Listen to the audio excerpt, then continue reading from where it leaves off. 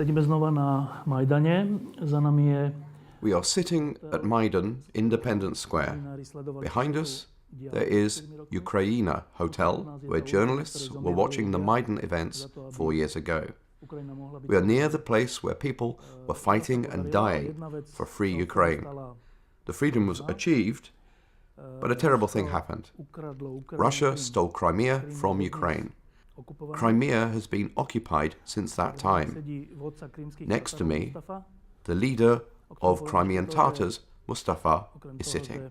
Besides the fact he currently lives outside his homeland, I want to mention another thing about him. In 1968, after the Soviet army invaded Czechoslovakia, Mustafa spoke up against the invasion and was imprisoned for this for several years. Now, he is not in prison anymore, but he cannot be in Crimea. Mustafa.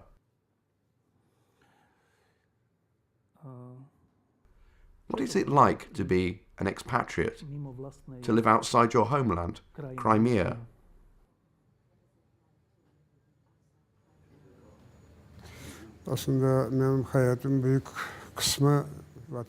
Actually, I've spent the most of my life apart from Crimea. It was only in 1989 when I settled back in Crimea. Before that, it had been life in deportation or, in fact, in Soviet prisons. So, if we are to compare those years in prison and my life now in Kyiv, there is a big difference between them.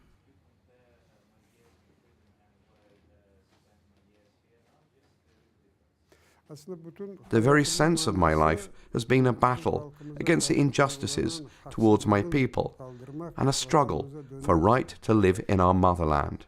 We'd spent many decades championing our cause and finally won the right to return to our birthplace. But in 2014, it is the occupation again, and yet again many people have to flee Crimea. I imagined my senior years to be spent in a different way, but Putin changed the plans.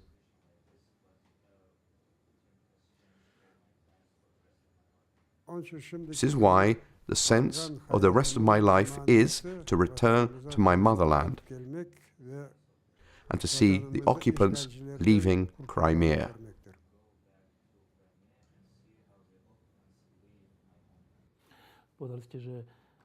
You mentioned that you had been deported before 1989. What was the reason?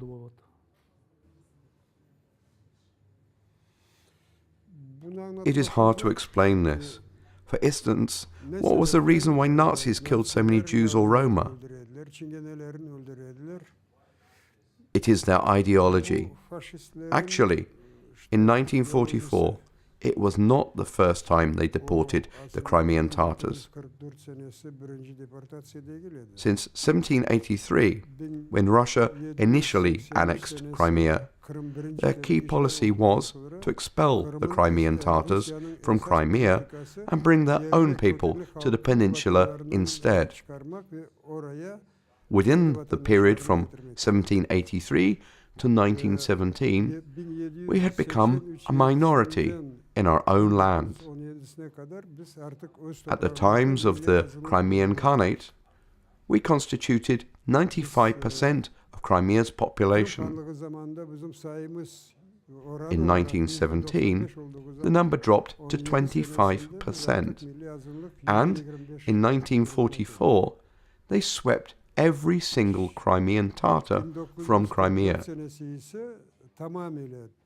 It was not just a deportation, it was an act of genocide. During the deportation, and right after it, we lost up to 46% of our population. They aimed at complete cleansing of the Crimean Tatars from the land to make it purely Russian. Now it is all the same. When they invaded Crimea in 2014, they made some attempts to win the support of the Crimean Tatars, approaching us with various offers. After we turned them down, they opted for their usual strategy. So now they aim at making all Crimean Tatars leave the peninsula and bringing their own people instead. According to information we have gathered, they have managed to bring up to 1 million people from Russia. Many ethnic Crimean Tatars and Ukrainians are forced to leave the peninsula.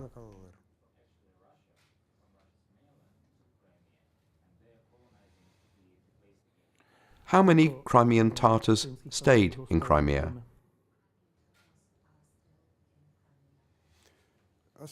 In fact, it is hard to provide you an exact number.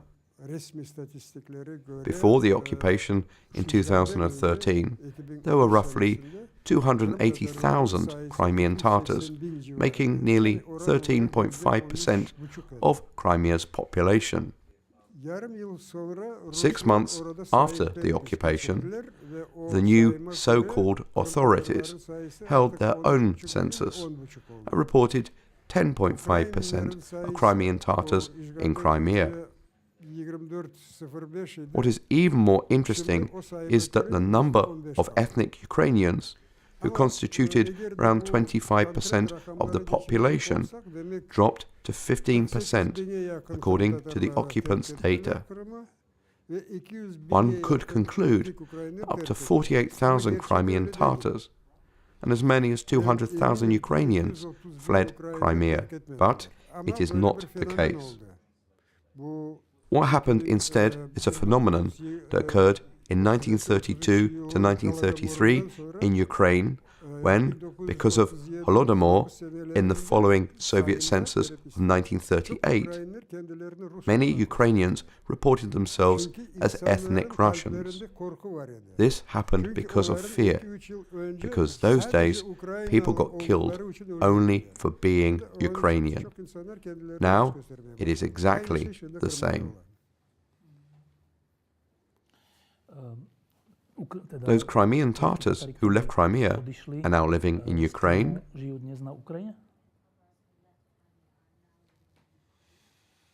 The vast majority moved to mainland Ukraine, 99% of them. At the beginning, many moved to Ukraine's western cities of Vinnytsia and Lviv. However, now it is mostly Kyiv. According to our estimates, there are 5,000 Crimean Tatars living in Kyiv at the moment. When these Crimean Tatars left, was it because they were afraid of Putin's regime?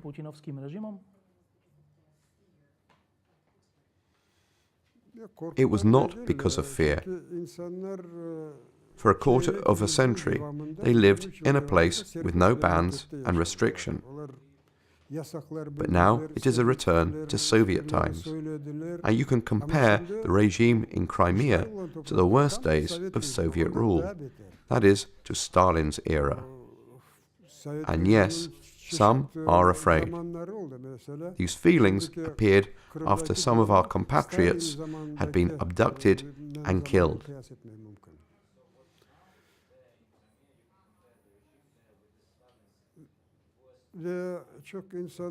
However, our strategy, the strategy of Melis, of the Crimean Tatar people, is to keep our people in Crimea. We ask our people in numerous addresses to stick to their homeland and not to flee the place. Some revert to us, asking whether we are able to guarantee that their sons or daughters will not be abducted or killed. Of course, we are not able to provide such security guarantees, but I'm sure that 99% or even 100% of our people in exile will go back to their homeland once the occupation is over.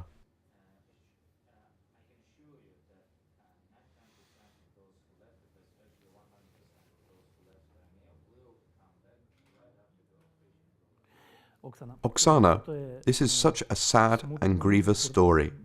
but Mustafa keeps telling us that it will change, that occupation will be over and 100% of Crimean Tatars can return home. We, in Central Europe and the EU, often hear something different. Yes, it is horrible. But what can we do with the Russians? What do you think?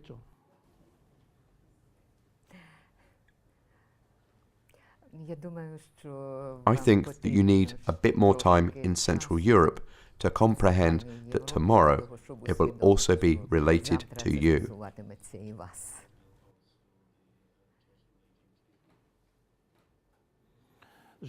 So, you mean unless Crimea is liberated, it will in fact be over? No, it's not what I mean. I mean a slightly different thing. The occupation of the Crimea is not in any case a local case. It is part of a huge, large-scale, appalling Russian scenario on the restoration of the USSR and the continuation of the Stalin's course, who, as you remember, in 1945 was doubting whether to stay at the Elbe River or move further to cover the entire space from Lisbon to Vladivostok. This term is currently used again. Europe from Lisbon to Vladivostok. As a matter of fact, Gulag, again, a new version of the Russian Gulag from Lisbon to Vladivostok, is what is proposed in the new version of Putin's world order. And here there is an individual scenario for each country. But let's not forget that Russia, the present Russian Federation, is an empire governed by the special services. And it's unique in this. It's probably the first empire governed by the special services in the history of recent civilization. And all the methodologies of this war are all the methodologies from the special services. Mustafa Aga knows more about it and remembers it better. But what is the recruitment? The recruitment of informers, agents, in an unwitting fashion, against the will. This is what my generation remembers too. So I would say that, as a matter of fact, not me, I would continue here the opinion of Peter Pomeranstev, a British journalist, who was first to define clearly this current empire of the intelligence services guided by the TV and methods of establishing fake reality and projecting this reality on heaps of people. He said that Putin made an excellent career for a KGB officer. He recruited an entire country, meaning Russia. However, the essence of this war is that Russia tries to recruit by means of bribery, imitation of alleged economic advantages, with bribery or terror or polonium, or some pinpointed killings, or with terrorist assaults in some places. But now it tries to recruit, so to say, their collective agencies, country by country, starting with the politicians, with the leaders, which was stated still in the 90s, before Putin, by an architect of this political system, Boris Berezovsky, who stated a very nice formula. Why do we need to buy a factory if we can buy its chief executive officer? This is a principle of the Russian foreign policy. Allegedly, by purchasing the political leadership, one can, as they think, recruit an entire nation, a nation after nation, To put it briefly, we're all inside this detective criminal story, which has been planned for many years and decades, which is now being implemented with all the shamelessness, cynicism, chutzpah that has always been a characteristic of Russian special services since the time of Czechia of 1918. And in that context, particularly each country in Central and Eastern Europe, as the countries of the former Soviet bloc, which are considered to be their property by the ancestors of the Soviet Union and KGB. It relates to each country of the former Eastern Bloc. We should understand that it's not only about the Crimea, it's not only about Donbass, it's about a huge general scenario in which they will just knock on your doors tomorrow or the day after tomorrow.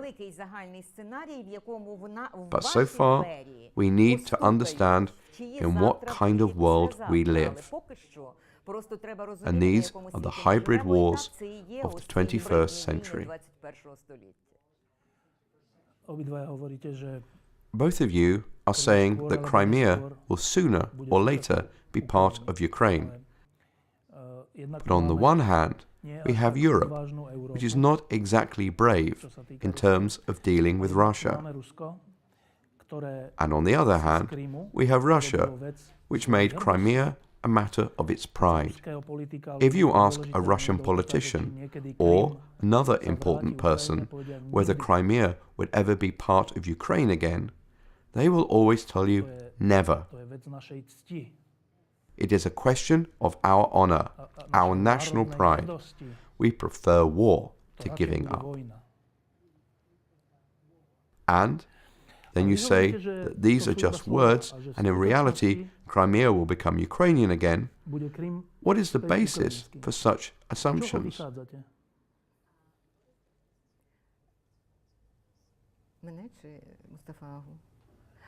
I will be able to answer this question very briefly.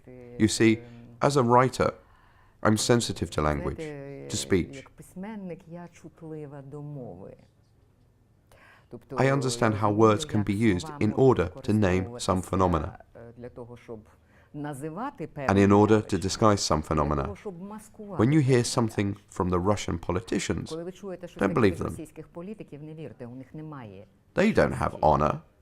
They simply don't have honor, and they don't have pride. They have only what was called political reasonability in the USSR.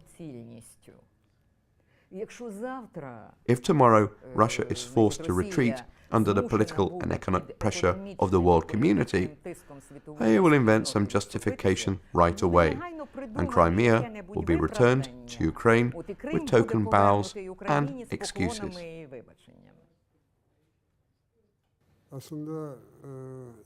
Actually, in 2008, when, as a result of Russia-Georgia war, Russia occupied large parts of Georgia, I expected the West to react, retaliate differently. How on earth, in the 21st century, does a stronger country seize and occupy a territory of a neighboring country? It is a pity that back then nobody held Russia accountable for its actions. If back then, because of aggression against Georgia, the reaction of the West had been at least at the level it is now for Crimea, maybe we would not have faced the occupation of Crimea in 2014. So now, when you ask me what I hope for, it is clear that if the West, the free world, accepted things the way they are, then the whole world is threatened. The logic is that since one country was allowed to take whatever it wanted, then why other countries cannot do the same? The world order will turn into a mess. I believe politicians in the West understand this and will not let this happen. However, our hopes do not rely on the West only. We, as Ukrainians, shall also apply efforts. We shall also contribute to the cause of making Crimea free of the occupation.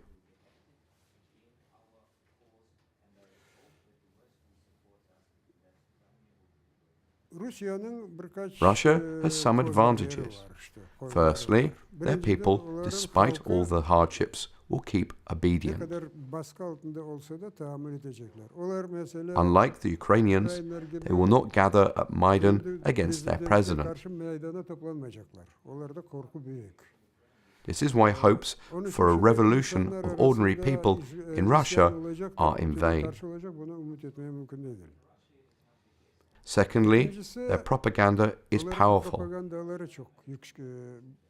Even if their people starve, the Russian army and propaganda will be strong. It is exactly like it was under the Soviets. Soviet propaganda was also strong, as well as the Soviet army. They even managed to engineer a nuclear bomb. However, eventually they collapsed. Why? Because this kind of regime is not natural. It is against nature. This is why they eventually crumble. Russia has one more specific feature. It has been over 100 years now that Russia cannot get rid of the habit of stealing and seizing something from its neighbors. As soon as they overcome this habit, they will no longer pose a threat. But, of course, to reach there, the Western countries will have to put pressure on Russia.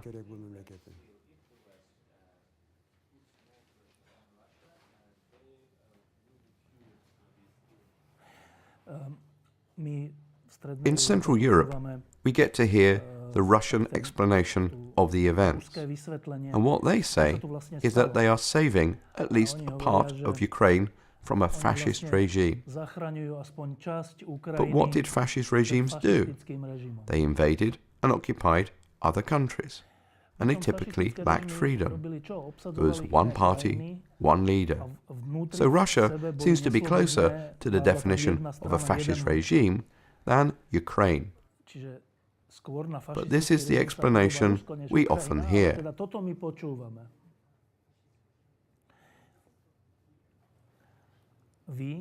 As a person who had to leave Crimea, and you as a Ukrainian writer, how do you see the Russian regime?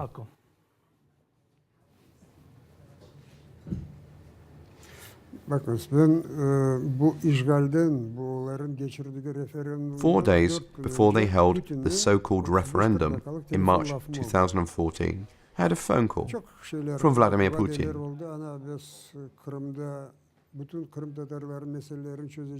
He explained to me that they will be nice to the Crimean Tatars. They will solve all the problems of the Crimean Tatars. What he said was that Ukraine has now become a fascist state. And I was very surprised, because he was saying this to a person who was at Maidan and who was actually believing in the values of Maidan. So I thought that actually he got reality in a specific way.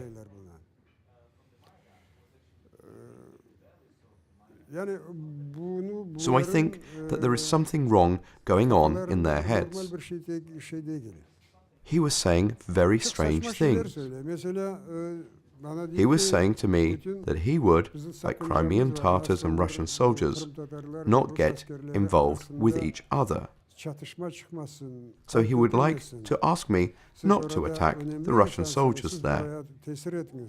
But at the same time, on the very same day, he was saying that there were no Russian soldiers. Russian troops in place on the ground. Oksana, how would you describe the current Russian regime? On the one hand, Mustafa Aga has been talking quite a lot about it, and I don't have to go into details on that now. That is the last resource-based empire in the history of humanity. It's very archaic. The war for resources and territories is the 18th or 19th century, but not the 21st century. But, on the other hand, what I see a neo-Orwellian postmodern dictatorship that uses state-of-the-art information technologies in such a way that the totalitarian regimes of the 20th century couldn't have dreamed about. Stalin didn't have television, and Hitler didn't have the internet. None of them had it. They were trying, doing their best. Russia is well known through Potemkin's villages since the time of Catherine the Great, who was mentioned here for a reason. However, to create not just a system of propaganda, not just a propaganda machine, but to create an entire fake reality, and to carry out war by methods of installations of this fake picture into the mindsets of people, including the minds of those to whom they come to occupy. There is no need to shell the cities. It's enough to bombard the minds of people, and people will bring the keys for their own cities to the occupant. This invention of how one can use state-of-the-art technologies for evil purposes, misuse, abuse them,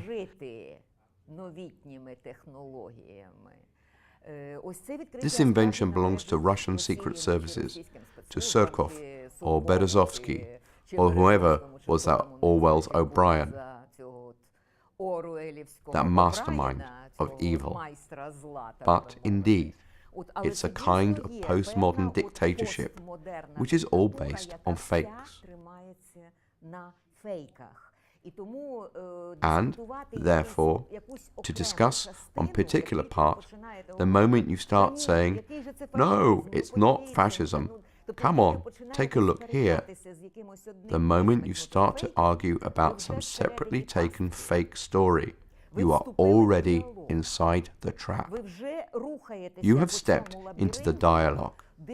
You're already moving along this labyrinth where your intellectual resources are being spent in order to feed the trolls.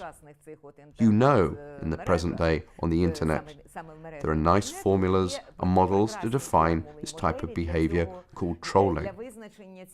The present-day Russia trolls the rest of the world, including when they inform that they have come to Crimea or to Donbass to rescue it from the fascist junta. After all, we can also say that there is some tradition here. Like in the same manner, in 1968, they also came to you to liberate. If I'm not mistaken, the Soviet tanks, or rather the tanks of the Warsaw Pact, came to Czechoslovakia in 1968 also on the pretext of providing help. What was there? Fascists? Revisionists? From whom were you saving 50 years ago? But they are also rescuing someone. They did it in Afghanistan 10 years after that, and so on. To list all the world rescue operations on the Czech-based empire would be too long. And on the whole, this country, which is important, as I see, to understand for politicians from Europe, for whom I have less trust than Mustafa Aga. But Mustafa has to be like this because of his job. He is a politician. I'm from another camp. And, therefore, I believe we are undergoing a general civilization crisis of the political system. And the systematic failures of democracy are used by this Czech-based regime very skillfully and smartly, also with abuse. One should understand that the entire dialogue with Russia which Europe is trying to establish in vain, it has one ironic statement at its basis, that it's allegedly, if these people, Putin and his colleagues, wear the same costumes, and use seemingly the same words as you do, it is considered that one can reach an agreement with them, and that these are the people with the same values and a similar worldview. No, these are the gangsters. When you know that this is a gangster who pushes forward bluntly, cynically and aggressively, like Hitler in 1939, to the extent he is allowed, and when somebody gives him a slap on the wrist, he says, "Oh no, I wasn't really doing anything. Sorry, it's not what I meant." This is the criminal psychology. In order to understand the current Russian leadership and Russian government, one should study the history of Gulag, and one should study criminal psychology. That's how I see the present-day Russian regime. One more question about Ukraine. Ukraine is facing Russia, a country with an imperialistic appetite, but at the same time, you are facing your own problems, social ones, corruption, problems with institutions and trust. It has been 4 years since the Maidan events, since young people near this place started something that is called the Dignity Revolution. In those 4 years, what has been happening here in Ukraine? How successful have you been? How well do you think you have used those 4 years? You see, Ukraine has many problems. The life of ordinary people is hard. If one is to consider their salaries, living standards, it can be understood since Ukraine is in a war at the moment. The economic situation deteriorated largely because of the war and because of the loss of Ukraine's territories. But we should also admit that within the last 4 years, Ukraine has made a lot. Step by step, we are doing this. Yes, it is not enough. For example, the problem of corruption. We lost a lot of time not tackling this problem. But 4 years is not a long time. All state institutions are rotten from the inside. Poroshenko has been in a very difficult situation. It is easy to criticize for an external observer pointing to mistakes. Yes, they are right. But we cannot only criticize the government. We shall also provide assistance and support. Look, why did they take over Crimea so easily? As far as we know, all state bodies were infiltrated with Russian spies. These included the security service, the Ministry of Internal Affairs, etc. In Crimea, the level of infiltration almost reached 100%. In mainland Ukraine, the level was also high, reaching as much as 30% of staff. These were people either directly brought from Russia or bribed by Russia. It has not been an easy walk to lead the country from the situation where it was to where it is at the moment. This is why, despite some mistakes the President makes, I see many positive developments which cannot just be ignored. I believe that slowly but steadily we will overcome these problems.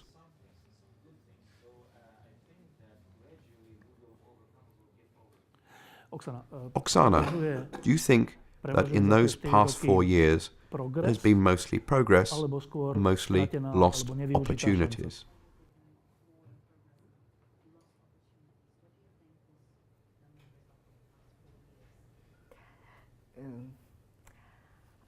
First, I would like to make one clarification. It is very naive and superficial, but I often come across this opinion in the West, to imagine that Ukraine was entirely independent until 2014, and then suddenly After Maidan, Putin appeared and occupied Crimea. No. Ukraine was totally suffocated, saturated with Russian businesses, with Russian media control. As a matter of fact, as of 2014, our entire information field was under Russian control. It was happening starting in the 90s, this gradual process of putting Ukraine under their cloud. Why Putin believed, because he was not going to stop with Crimea, his plan was Norovossia, meaning half of Ukraine, dividing Ukraine, where half of Ukraine would go to Russia, some part would go to Transcarpathia, some part to Poland, etc. But the plan was like that. And one could understand him, because they prepared themselves. Today, when they speak of Ukrainian corruption, as if this phenomenon is of purely domestic origin, well, our corruption has been imported from Russia too.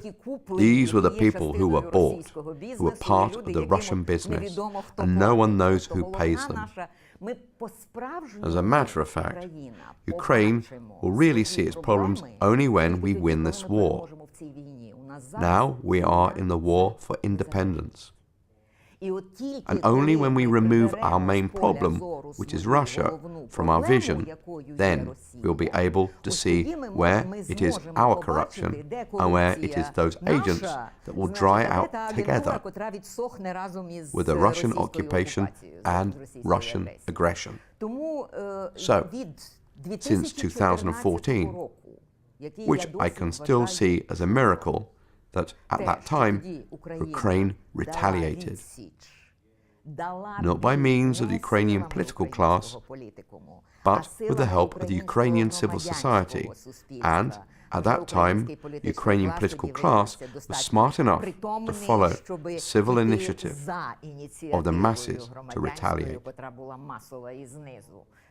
That fact that in 2014 we remained standing, we managed to stand our ground, keep our state in existence, and that we are in a rather good shape, and we can even discuss the improvement of the indicators a bit, step by step, to make some movements in the proper direction, and the government really responds to the initiatives from the grassroots, to the claims and the criticism, and so on and so forth. In general, I liked almost everything after 2014, but I am conscious that we are at war. The war is ongoing, and the mobilization of the people's consciousness is a problem. Not only for Europe, not only for Central and Eastern Europe, not only for your politicians. It is a problem of the Ukrainian society on the whole, because we have too many demoralizing factors. With the help of the media, the war is ongoing, not only in the East. I would like to draw a comparison between Russia and Ukraine on the corruption issue. In Yanukovych times, you could not resolve any problem with state bodies without bribing them. Now in Crimea, people say that surely there was corruption in Yanukovych times. But it was nothing like it is now in Russia. For example, there is money allocated in the federal budget for Crimea. A large chunk of this money is used for Russia's strategic military objects in Crimea. But still, according to our estimates, up to 40% of the money is simply stolen. This level of corruption in Ukraine is just unimaginable. Yes, they have more money. This is why, despite the corruption, they manage to deliver some work, whereas in Ukraine, even slight corruption activities are conspicuous.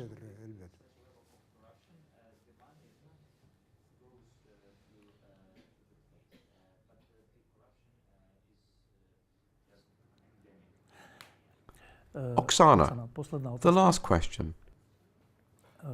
In the previous episode, I asked Ukrainian people to imagine Ukraine in 10 years' time. What will the country be like? What will it be like in 10 years?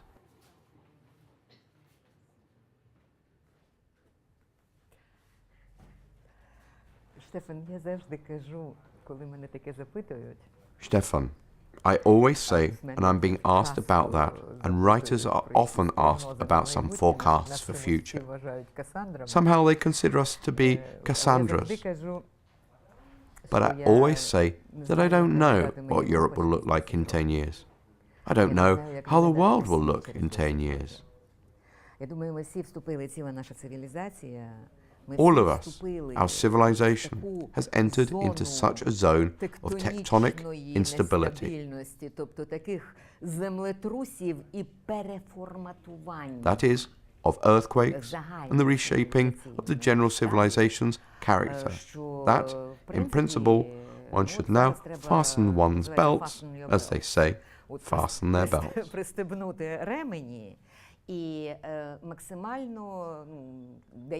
And as much as I can, as I see what my task is, the task of the writer, to keep the mindset pure and not allow somebody to manipulate your mind.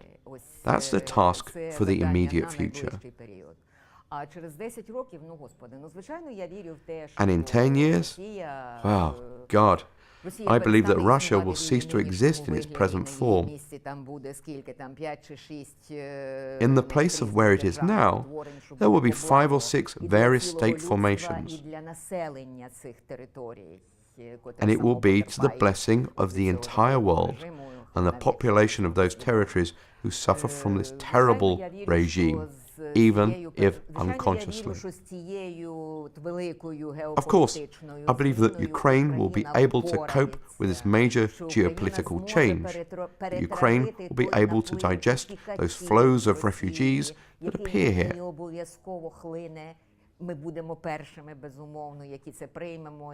As we will be the first to receive them, and will have to accept them, to digest, adapt and assimilate.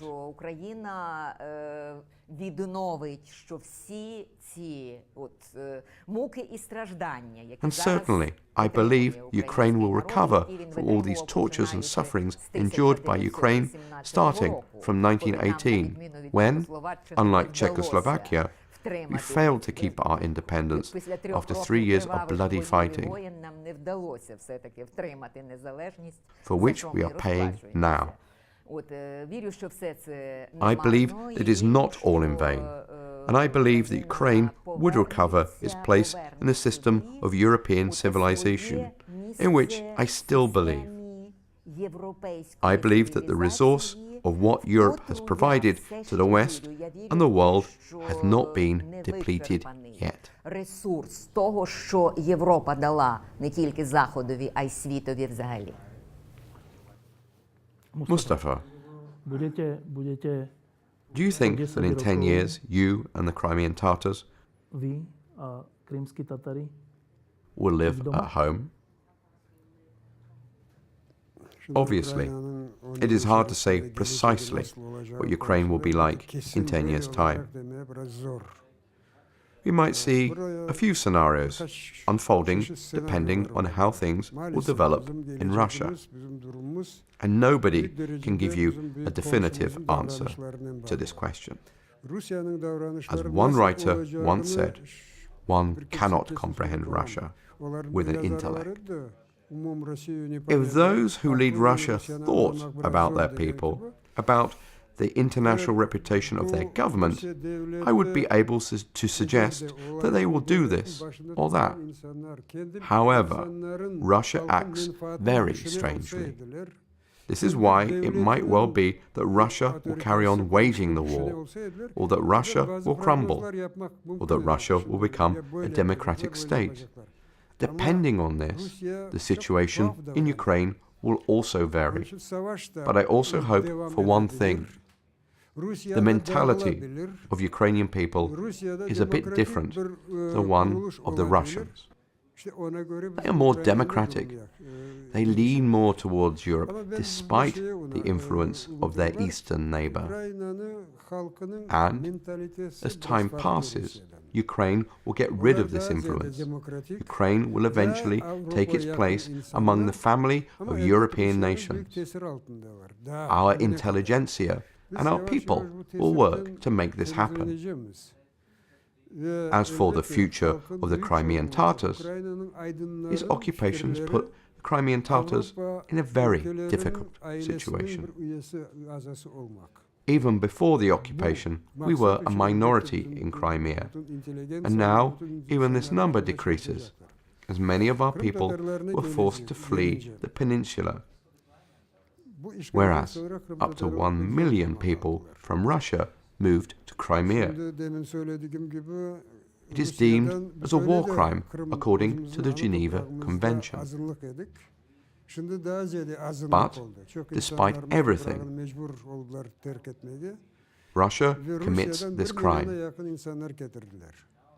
After the occupation is over, we, of course, will face many problems.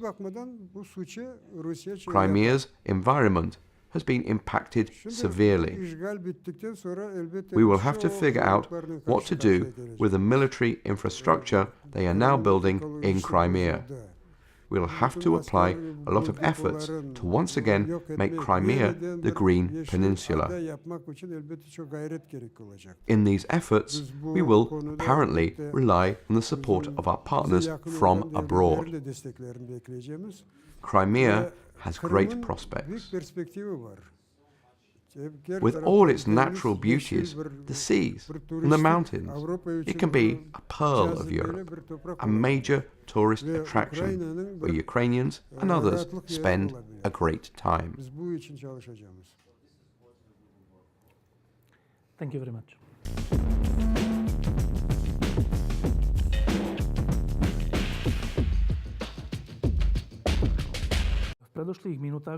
A few minutes ago, we heard the incredible story of Crimea and the Crimean Tatars. And I wanted to ask the group of Central Europeans, nations dealing with smaller problems, what emotions does this story arouse? It is not just the story of Crimean Tatars, it is the story of the whole of Ukraine. I think the things that are happening here are more exciting than we could even imagine. There is a war raging very near to us, and there are deportations. People are being imprisoned without conviction. Even in Stalin's time, there were at least special troikas with quick, simplified trials. But in Crimea, people simply get lost. And this is very dangerous for us, for Central Europe. What is it like to be listening to this? What did you feel?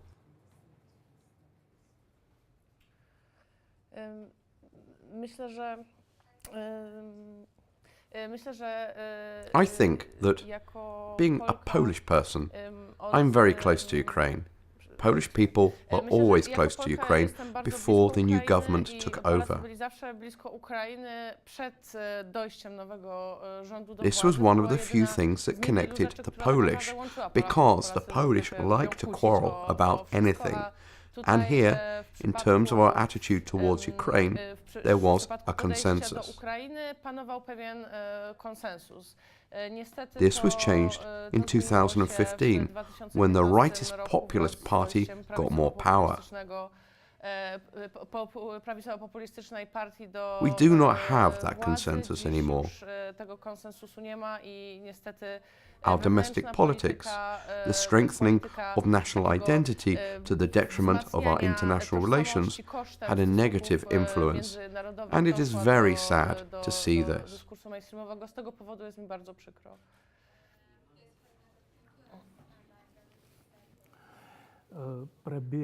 For Belarus, a country with its own huge problems, does this Ukrainian story move you?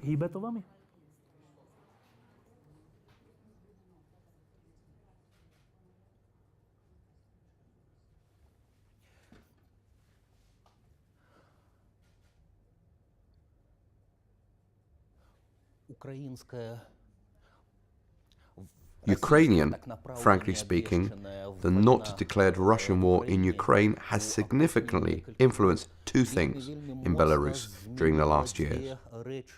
It did not change the inner nature of the Belarusian system. The Belarusian authorities remain the same. But it influenced the strategy and tactics of the authorities' behavior on the one hand. On the other hand, Ukrainian history has changed Belarusian society. And I would like to start with the last point, in the same way as my colleague has just said. I could not say the same about Belarusian society.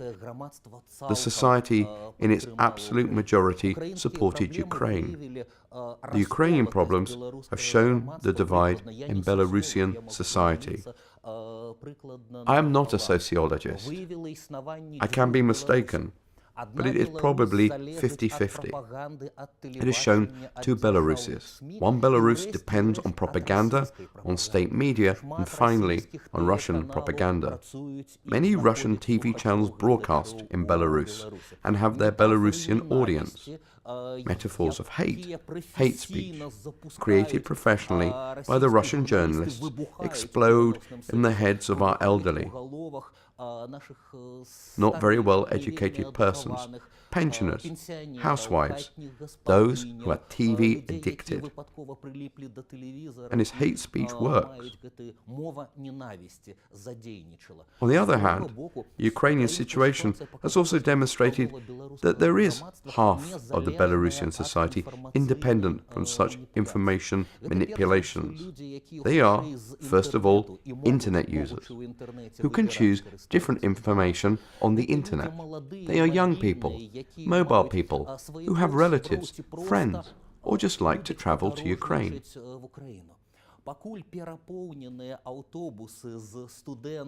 When overcrowded buses with Belarusian students coming for a Christmas to Lviv or Kyiv without high purposes of international dialogue, but just to drink coffee or to drink beer or just to make some fun here in Ukraine, they start to discover an absolutely different country than TV shows. They see very handsome people here. They get good impressions that they share with their friends. And that divide results in family conflicts. For example, a husband and a wife quarrel while discussing the situation in Ukraine. That's why the issue of Ukraine becomes taboo. It is hidden, and people prefer not to touch it. The problems between parents and children appear. Children are much more pro-Ukrainian than their parents. Parents often believe more official propaganda. In this sense, the Belarusian official media has taken a neutral position from the very beginning. Here, I should mention the position of the official authorities. The Belarusian authorities are quite cynical. I would not attribute humanity or pro-Ukrainian mood to it, but they decided to make the maximum possible profit for themselves from the Ukrainian situation, and to turn to such a bastion of peace and stability, a bastion of neutrality. The Belarusian authorities, indeed, did not recognize the facts of occupation. No single state media said any bad word about Ukraine. Lukashenko improved his image, won additional points for his rating by assigning his peacefulness and stability. Belarusian news usually shows the constant war in international news, and this is changed by the picture as the agricultural vehicles cross the peaceful fields of golden wheat in Belarus, and people are happy and grateful to God, and some to authorities, for our stability. It is very cynical, but it influences many. In the previous discussion, we had a Belarusian speaker who stood in for another guest who was supposed to be here but had been imprisoned.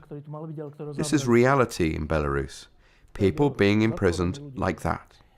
We are in Ukraine, where people were fighting for fundamental freedom. What about our home, Central Europe? What are we fighting for in the Czech Republic, for instance?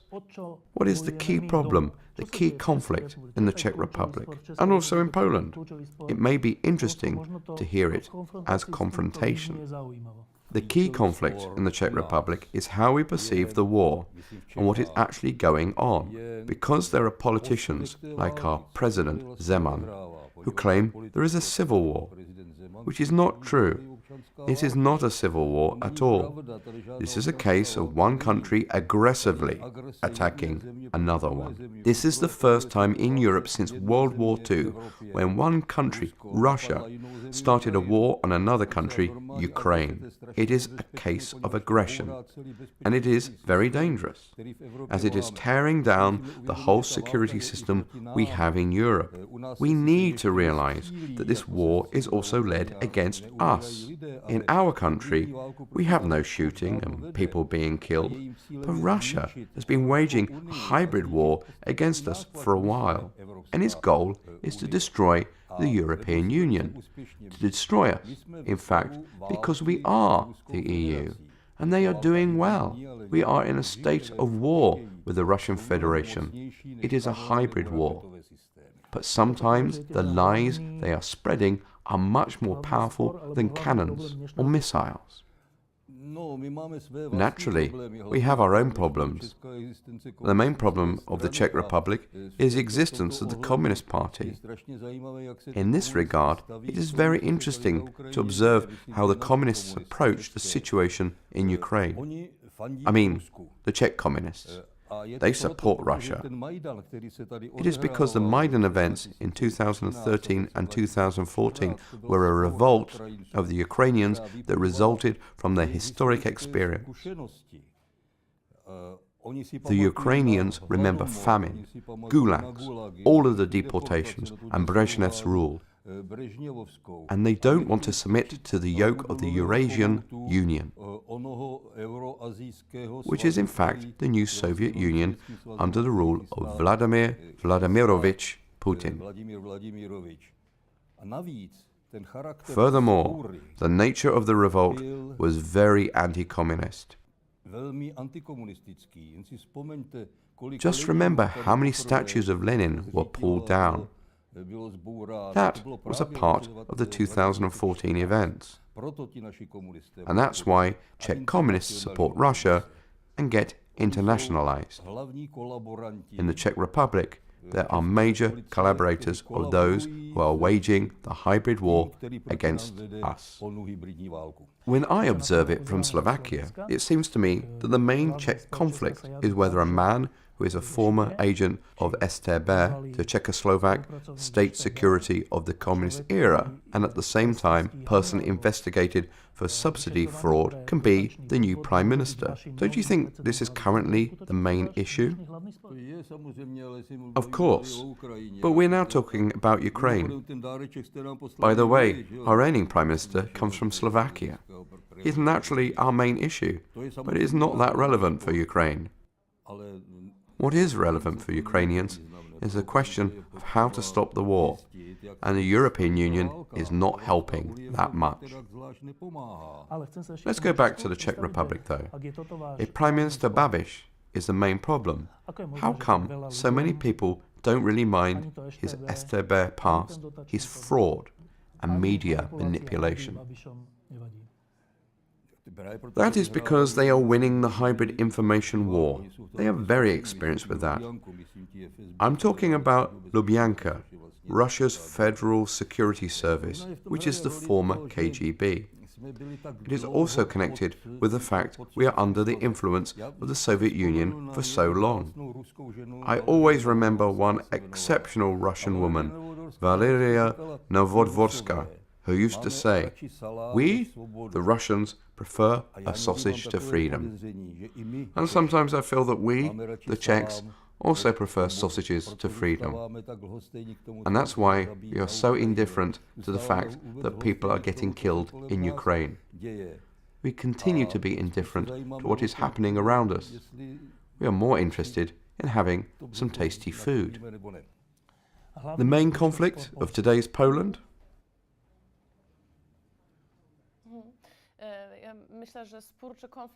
I think that conflict is not a word that would be strong enough. In Poland, the conflict has already reached such a dimension that it is as if we are living in two different worlds. The conflict is about what Poland should look like. Should Poland be a Western European country or a traditional country with a mentality, i.e., more similar to Russia? It seems to me that it is very difficult to resolve this conflict because, in my opinion, it is a nuclear part of Polish identity. Taking a look at the history of Poland, we can see that this conflict has been present since the 18th century. It heated the elites quarrelling over the shape of Poland and the vision of Poland, and it generated many discussions and quarrels among Polish people. Then there was a time, the only time, when this conflict was quieter, between 1989 and 2005, when there was a common purpose. The common objective was to join the European Union, and then this was achieved. This conflict came back like a boomerang. The reason was what we already mentioned in connection with the Czech Republic. First, there was a quarrel which, looking back, seems low in importance, about lustration, i.e., cooperation of politicians and other high-ranking officials with communist authorities. But these years have passed, and these people do not have any public tasks. They do not play a big role today, and the quarrel reached a much bigger dimension. Now, the question is what a family should look like, what our language should look like, what politics should look like.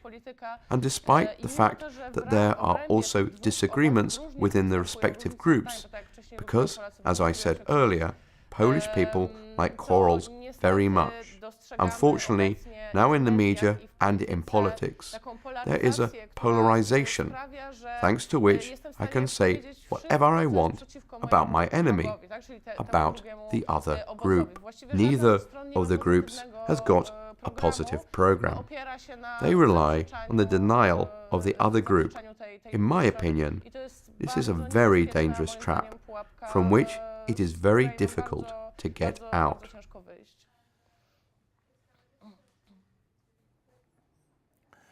Poland is often seen as a heroic country in Europe. Poland had many victims who died fighting for freedom. Poland gave birth to the Solidarity Union, the first mass movement in the then communist area, a brave movement which started the whole thing. Poland is a homeland of Pope John Paul II, who also strongly contributed to the downfall of the communist regime. And if we look at Poland nowadays from Slovakia, it seems almost childish, almost ridiculous. What happened? Yes, the problem with this is that supporters of the authorities or the authorities themselves would obviously say that solidarity is our legacy. We bring liberty, we bring freedom to Poland. We listen to what people are saying, and, of course, this party has got the most supporters. This is not fake. However, the other side, the opposition, would say that democracy is coming to an end in Poland. The democratic institutions are broken down, and that we are having more and more problems with our country. In order to leave this kind of perspective, we have to try to understand how they got the power, how they strengthened. They did not get there through a coup d'etat or through lies. There is no doubt that there were absolutely democratic elections, and there was no cheating. Moreover, this government has got more and more supporters.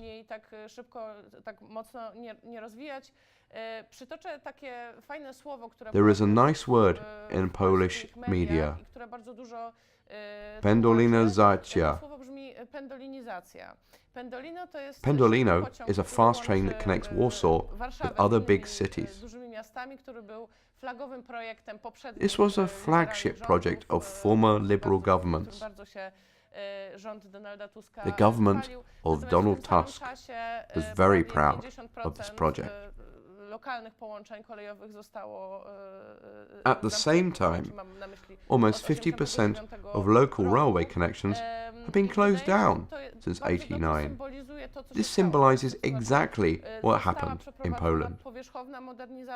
There was superficial modernization, then there was an economic transformation, and it had an effect on many social groups. Of course, I do not want to blame those who foster economic advancement. I have no grounds for that. I was not even born back then. I understand that this was an experiment. There was an optimistic attitude, and when there were problems, then it was just said that these were necessary social costs that we had to suffer. But later, it will be better. And then there is another example that represents very well what happened. The white socks syndrome. At the beginning of the 90s, when bazaars appeared, trading appeared all over Poland, from all over Europe.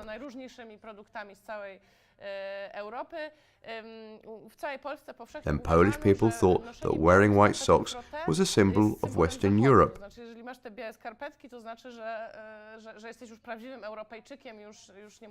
Then they were real Europeans. They did not have to worry about looking like an Eastern European.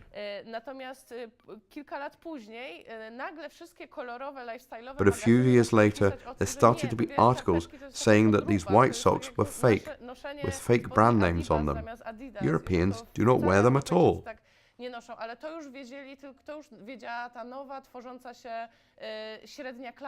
The appearing middle class stopped wearing them, but others, metaphorically speaking, continue to wear them.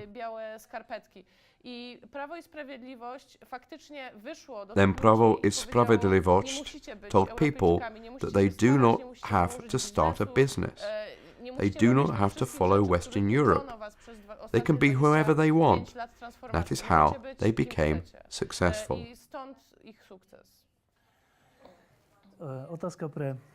A question for our Belarusian friend.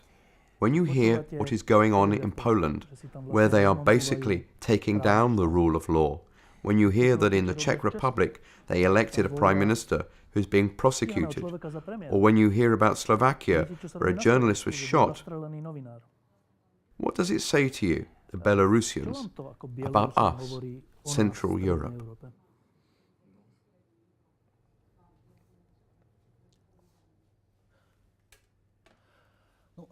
Well, I do not need to remind you about the famous essay of Milan Kundera,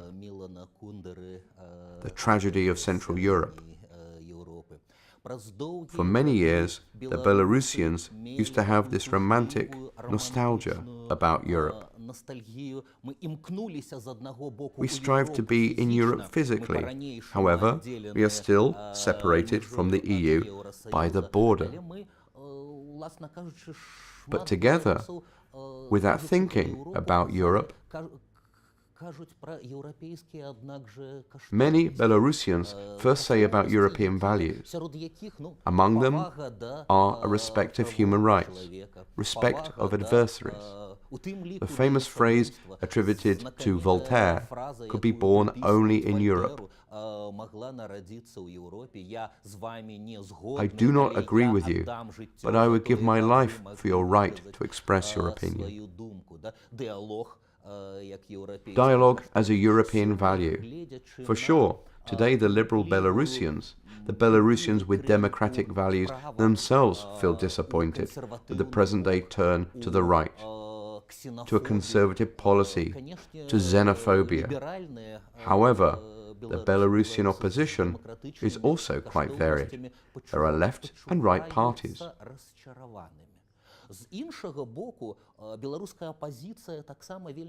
I think that the conservative politicians like very much what is going on in Poland. Probably some of my conservative colleagues have dreamed about something similar.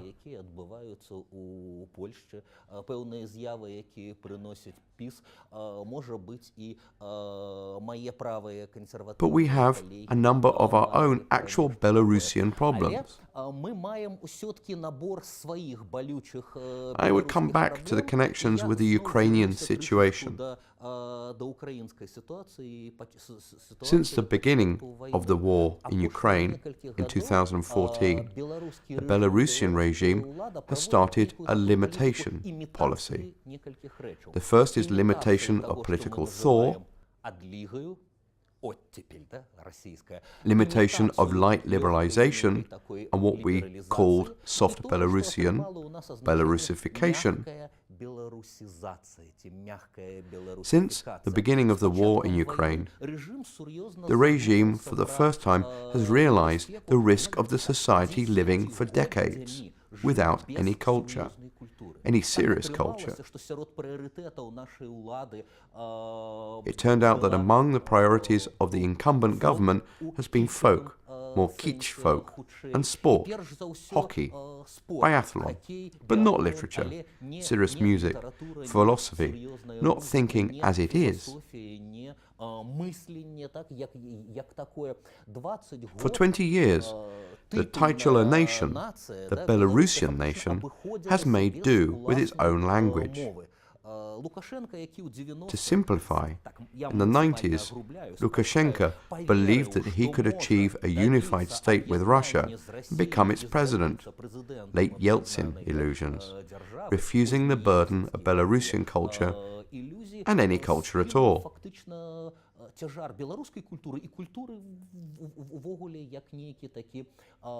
Today, being afraid of what is going on in the neighboring country, the official authorities started to think how it is possible to live without ideology, without any thinking about their own society. The last 3 years are a time of flirting with intellectuals who had been on blacklists, and no official media has ever noted anything about them.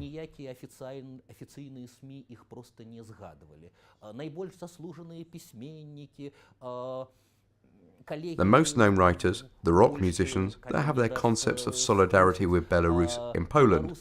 Kaja would prove this, it's true. But they have been prohibited in Belarus.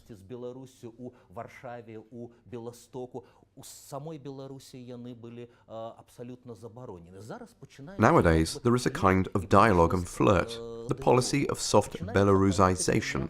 But for 20 years, the train had already gone. There are already a generation of children who do not understand their native language because of successful Russification. For example, there are state-approved funny billboards in the cities with some exotic, difficult Belarusian word, the drawing of the subject described, and in a small letter at the bottom for those who still do not get it, a translation into Russian.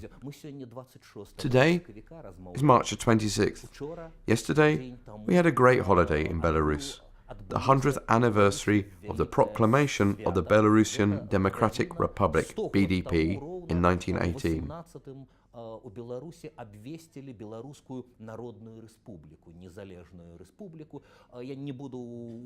I would not tell many details, but for the last decades, this is the main opposition holiday.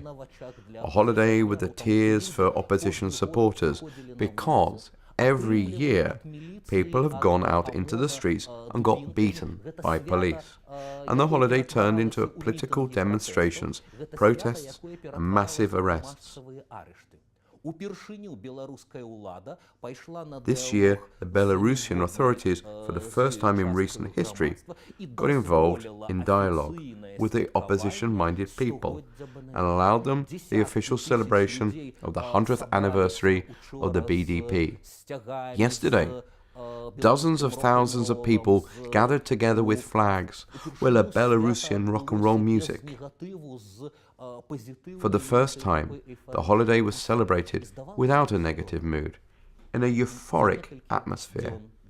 But several days before the event, as a preventative measure, several opposition leaders were arrested, including Volodymyr Nikolaev. He was just suspected that being a charismatic and unpredictable man, he could have organized something. He and the others were arrested for 10 days. In fact, we celebrated the holiday without our colleagues, who were imprisoned. To most, ironically, it is that the main Belarusian poet was imprisoned on the International Day of Poetry, March the 21st. It is up to you to decide whether there is a thaw liberalization or this is just an imitation and the flirting of the authorities, which remain the same. One says that the regime is authoritarian, the other that it's totalitarian. But this is a matter of wording.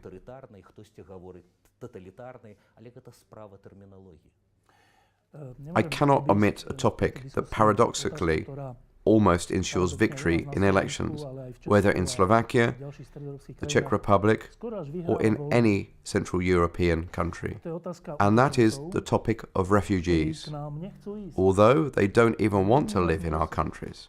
And yet, although there are so few, this topic helps win elections.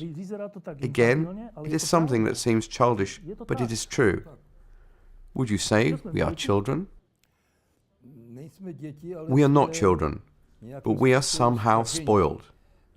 We want to use populist ideas that bring us to victory in elections.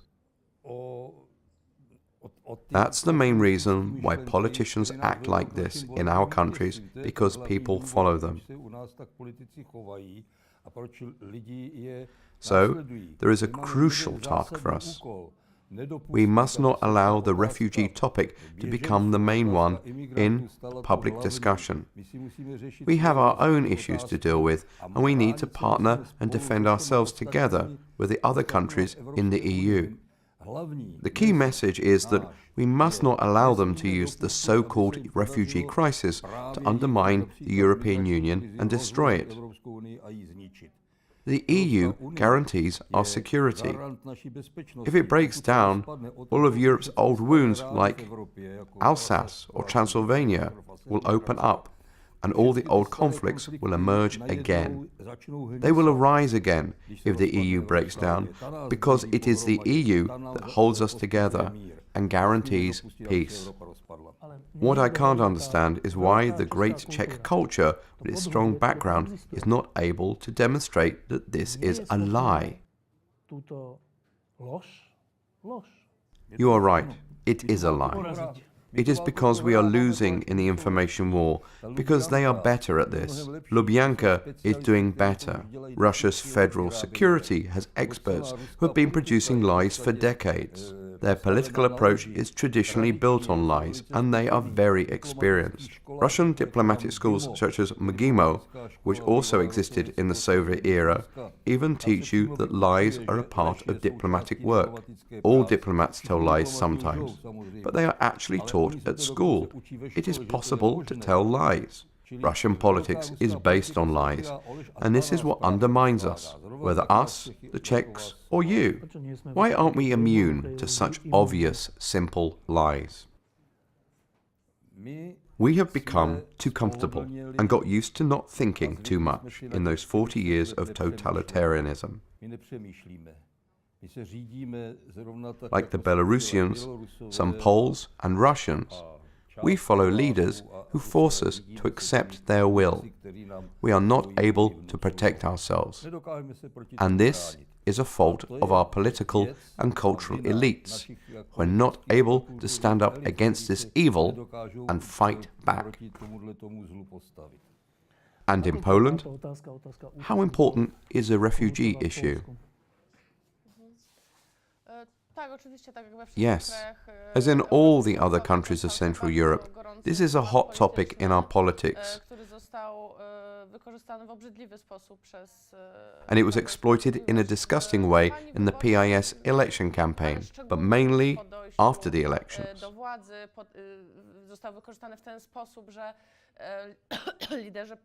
In a way that the party leaders said, you will have to vote for us again, because others might have the intention of inviting thousands of refugees to Poland, to a country that has got almost 40 million inhabitants.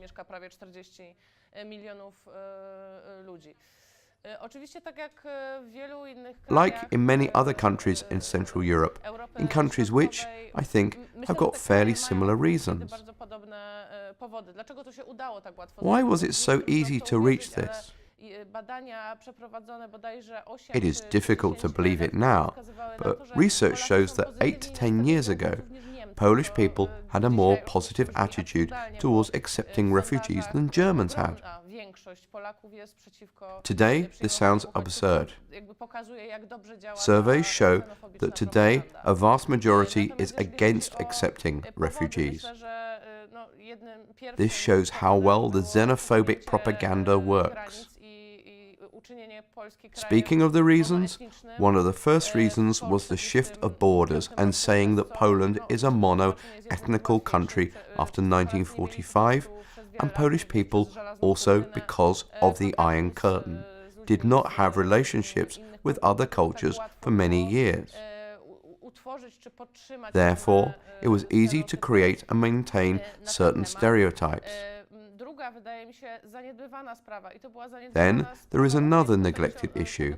This also goes back to the change of the regime when the West devoured by the East, or in my view, rather the East devoured by the West in 1989, half joking of course. So the West did not experience the same things as Eastern Europe after the war.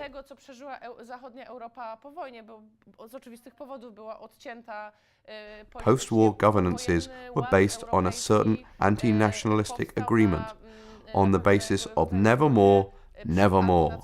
No more wars, no more fascism, and this was accompanied by a moral revolution in 1968 in Western Europe.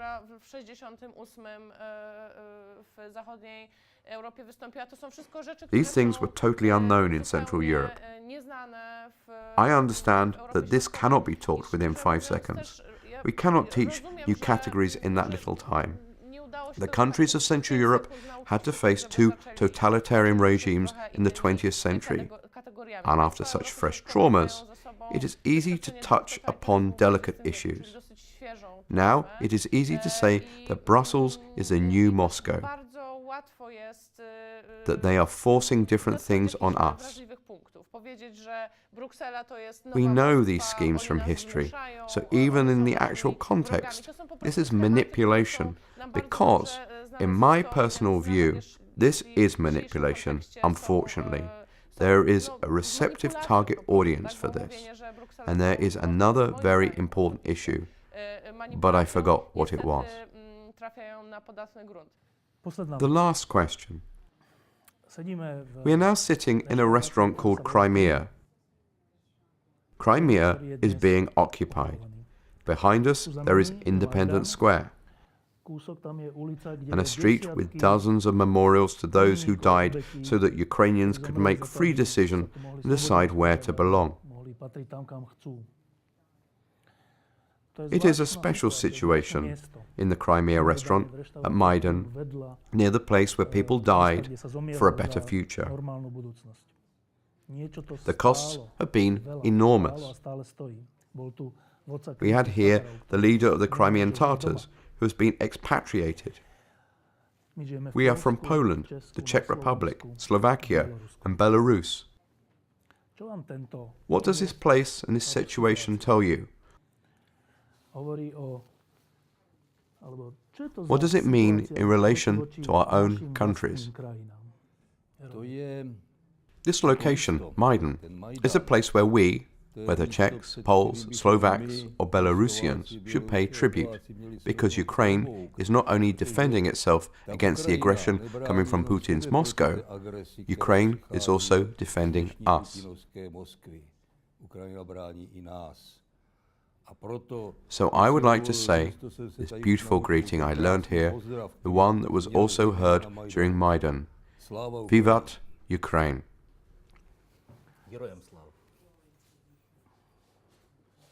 What does this situation mean to Belarus?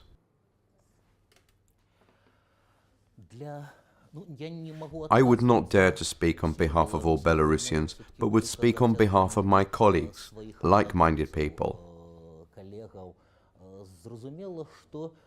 Obviously, the word Maidan makes our hearts beat faster.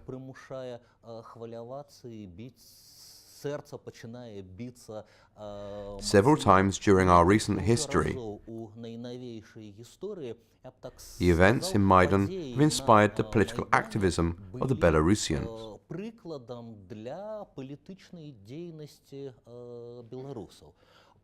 Here I do not mean the political parties.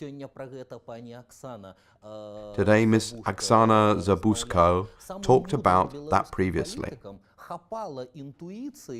The wisest politicians, with the help of intuition, to see what youth was doing, how the first activism of civil society started in Belarus. The events in Maidan in 2004 inspired the Belarusian for protest in 2006, after another falsification of the results of the presidential elections. In Belarus, thousands, I would like it to be 1 million, as in Kyiv, but there were thousands. And in Belarus, they were in a much more difficult situation than the people here in Ukraine. One day before the protest, the head of the Minsk police proclaimed in his TV speech that police would shoot at anyone who dared to come out into the streets.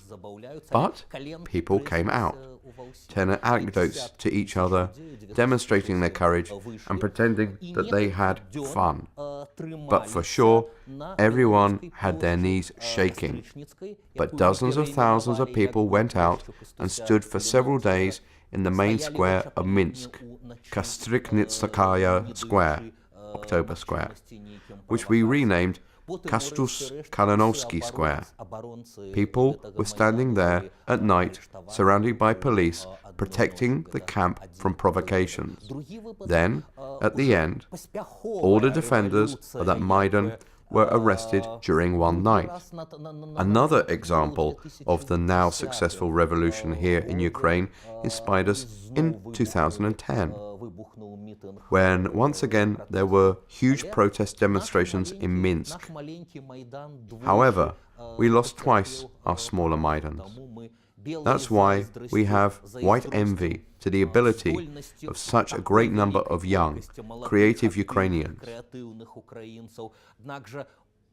Their strive for changes is much better defined than in Belarus. This was my first association.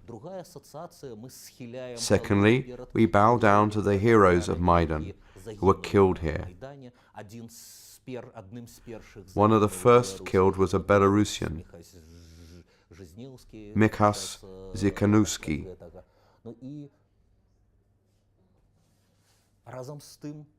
Together with that, we have a joy for Ukraine that succeeds despite the huge costs paid. We should not pay such a huge cost for our strive for independence and freedom. But it seems that the process in Ukraine is irreversible. It leaves Russia. It moves forward despite all the negative issues, reverses with all the cynicism of the politicians. The politicians over and over again use the best ones, the youth, those who sacrifice themselves. But the process is irreversible, and I hope for the unity of Ukraine, for the return of the temporarily occupied territories. We should learn from the victories of the neighbors and avoid their mistakes. The wise say that one cannot learn from the mistakes of others, but I want to believe that the Belarusians would change their mindset without these huge costs of war, of occupation.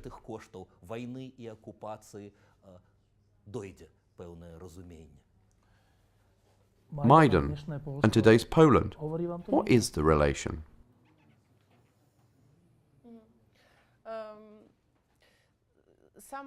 The events of Maidan, to me, this was an important personal matter. Speaking of traditional values, the division between those of contemporary Western and Eastern Europe, the values of Western Europe are closer to me.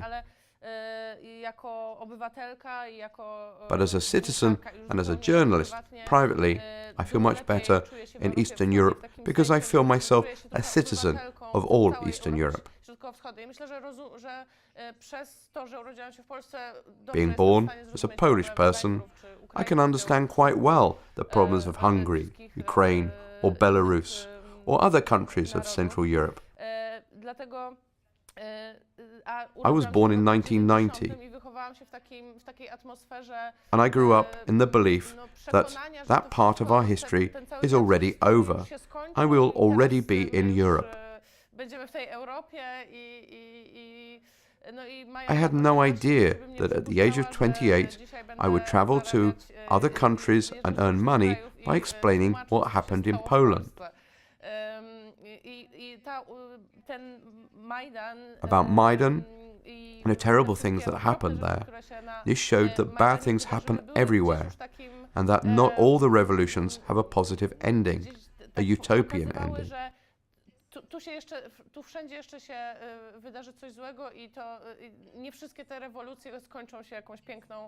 Excuse me that, as the last person to answer, I have to mention something like this, but for 4 years after the events of Maidan, I can associate Maidan with a total weakness in Europe.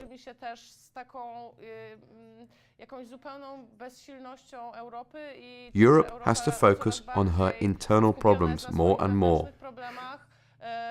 Europe has to extinguish her own fires.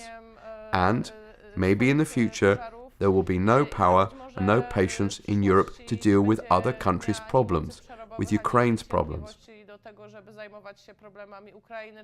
or even with Poland's problems, which is already a member state of the European Union. But this is not granted forever. With regard to Poland, we can stand in the second line simply because we wish so. Thank you very much. Thank you.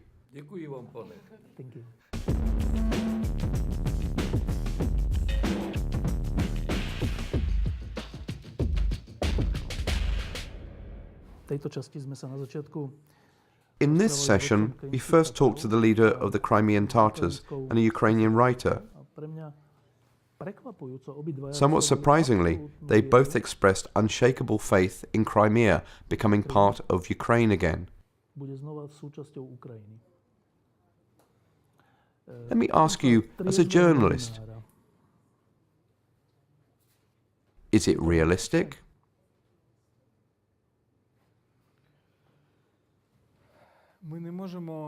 We can't look at the issue of Ukrainian territorial integrity without believing that Crimea will return, without believing that Donbass is Ukrainian, because otherwise, if we say something else, then we'll betray those two words, which are the most important for Ukraine: sovereignty and territorial integrity.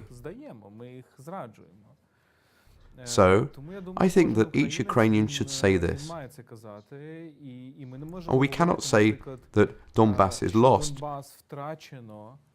because Kyiv is filled with people from Donetsk and Luhansk.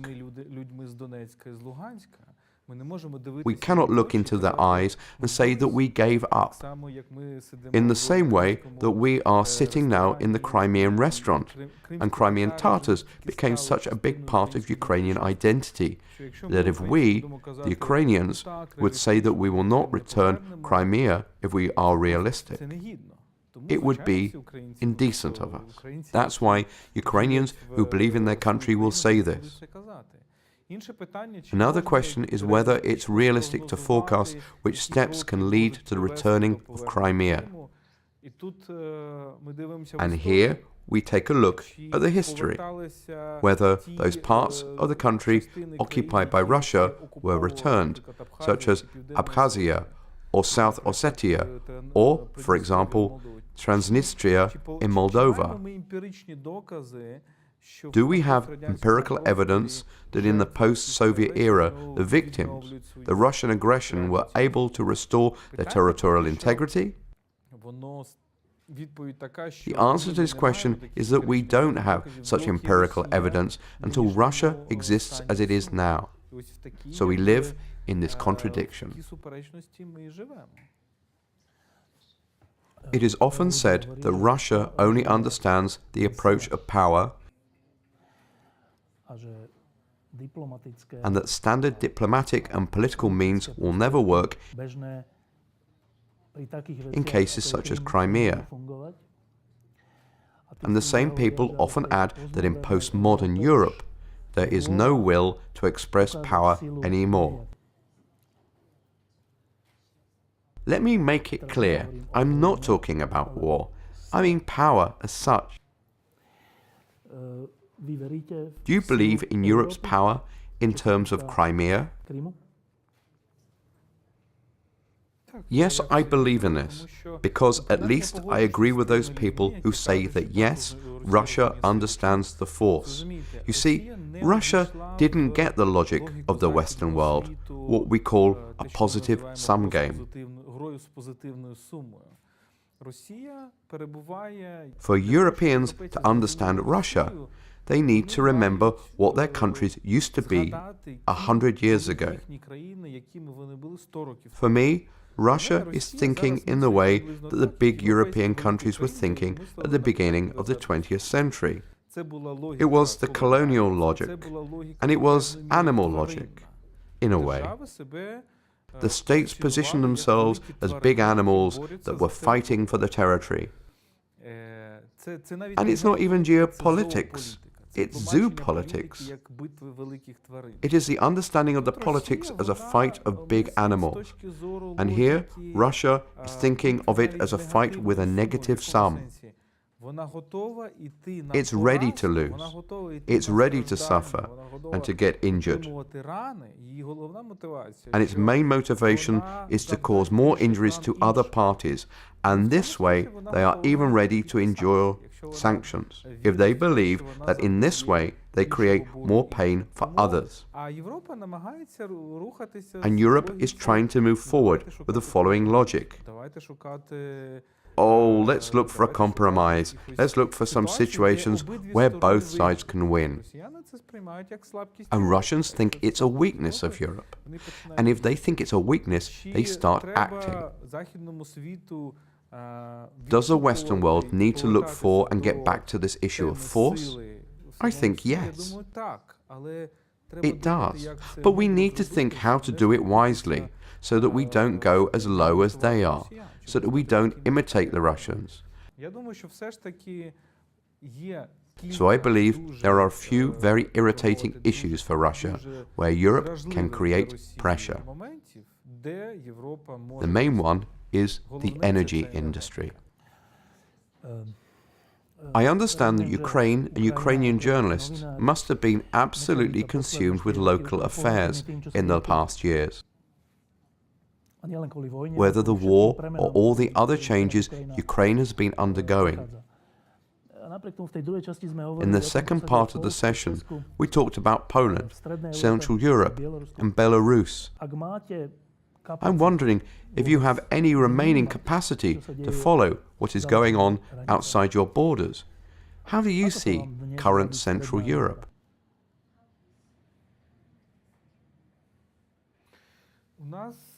I have a big personal interest in Central Europe, and I will explain why. Andrei Khadanovich mentioned Kundera and his essay on the tragedy of Central Europe. During Maidan, I was writing an essay on the dreams about Europe, about Ukraine, and I had this polemic there with Kundera. Why? Do you remember what Kundera said about Central Europe at the beginning of the 80s? That it was the stolen West. That it's the West, but it was stolen by totalitarian East. And this is what we feel now. We feel that this border between East and West moved further east. It's now not between the former Czechoslovakia and former Soviet Union. It's now between Ukraine and Russia. And it can move even further east. But our problem with Kundera was that he drew up a very distant line. And he would say that Central Europe is Europe, while Eastern Europe, Ukraine and Soviet Union at that time is not Europe. It will stay totalitarian forever. This is very dangerous. It is very dangerous to think that we can draw some line between civilizations forever. I believe the European values, despite how complicated they are still moving forward, and they are covering the whole world, because these are the values of dignity and human rights. What is happening now in Central Europe? Once again, Central Europe became a part of Western Europe, of the European Union, at a different time during another era, at the end of the 80s, beginning of the 90s, when everybody believed that the liberal democratic model will win, that it was the only one possible. There was Fukuyama with his end of history, etc. And the question was when the country would be able to move towards this model. And there were good students and bad students. Ukraine was rather a bad student.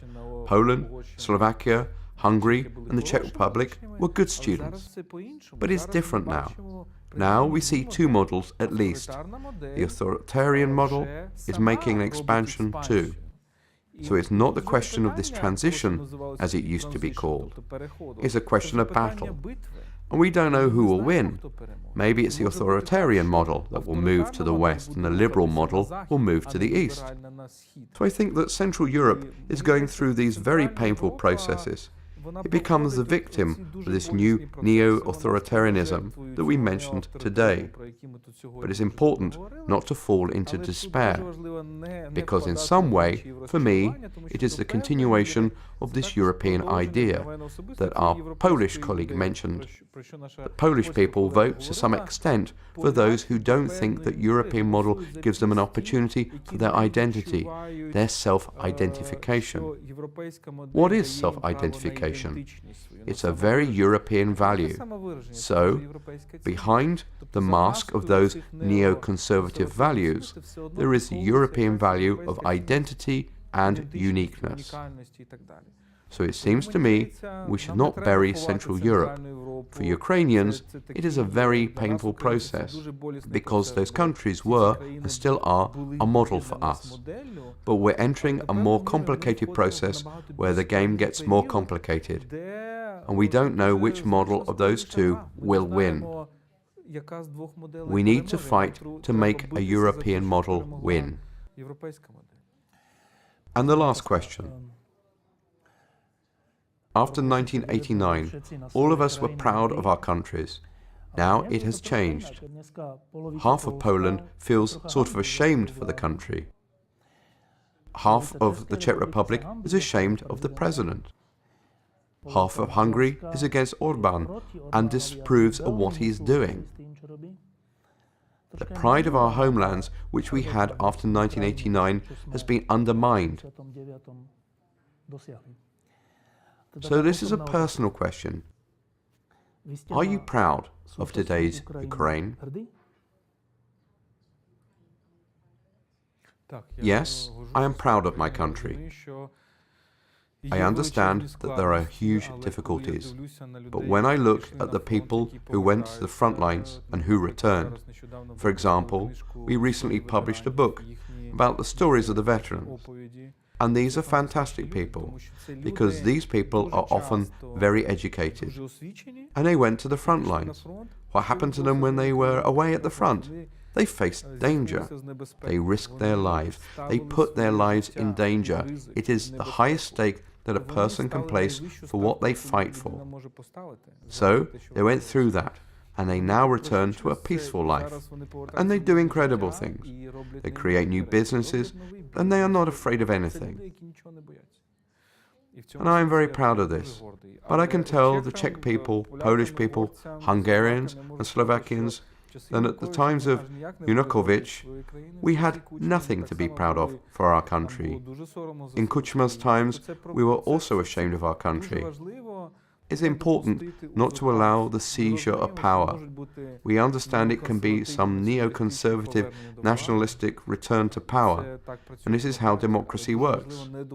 But it's very important not to have this usurpation of power. And Ukraine demonstrates that at a certain moment you need to get out of your comfort zone and make the highest stake. And if you're able to do that, then your country is moving forward. Thank you very much. Дякую дуже.